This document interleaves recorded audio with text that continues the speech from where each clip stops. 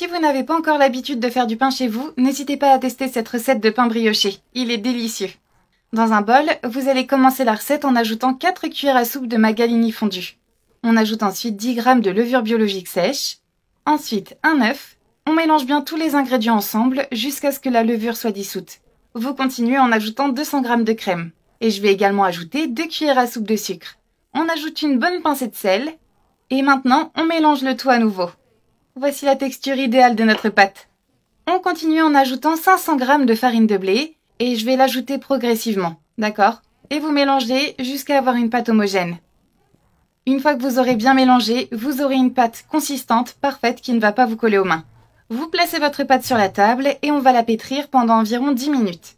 Voici sa texture. Vous voyez? Elle est parfaite. Vous placez maintenant la pâte dans un bol et on couvre de film plastique.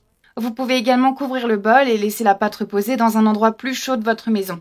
Pas besoin de préchauffer le four, vous laissez simplement reposer pendant environ 1 heure. Et comme vous pouvez le voir, après 1 heure, voici la pâte. Elle a considérablement gonflé.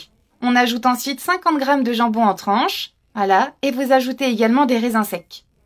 Vous les placez un peu partout, et on essaye de bien les incorporer.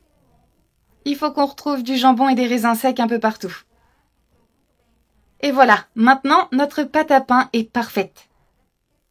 Il faut l'ajouter simplement dans le moule, notre petit moule à pain, et on vient l'étaler légèrement. Cette étape peut être faite à la main, il n'y a aucun souci. Et une fois qu'on a bien étalé la pâte, on va rouler les côtés jusqu'à avoir un joli pain. J'adore cette recette, faire du pain maison, je trouve ça vraiment top. Et une fois que notre pâte à pain est bien placée, on va la mettre dans un plus grand plat.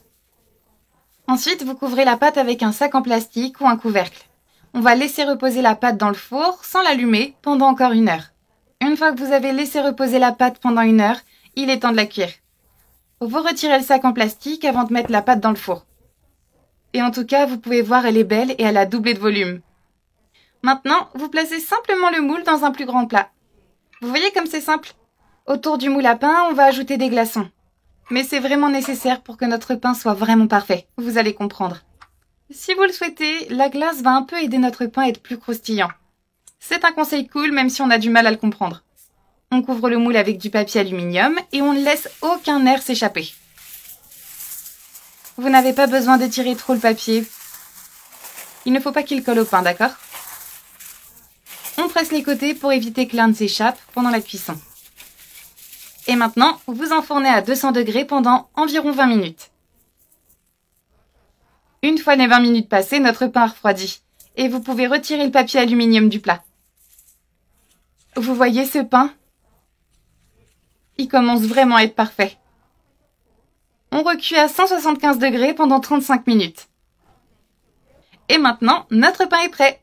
Sa couleur est incroyable et le goût va vraiment vous plaire. Retirez-le du moule et servez-le à votre famille. Ce pain est un peu sucré-salé. Le salé grâce au jambon et un peu sucré avec les raisins secs. Vous pouvez varier les saveurs avec du fromage, de l'origan ou d'autres assaisonnements que vous souhaitez mettre dedans. Je vous conseille de le servir encore chaud parce que si vous rajoutez un peu de beurre fondu dessus, ça sera incroyable. Ou même de l'huile d'olive. Vous aurez un pain brioché vraiment parfait. Servez-le à votre famille et faites plaisir à tout le monde. Ça va vraiment surprendre vos invités. Je vous garantis que vous n'avez jamais goûté quelque chose de tel. Bon appétit!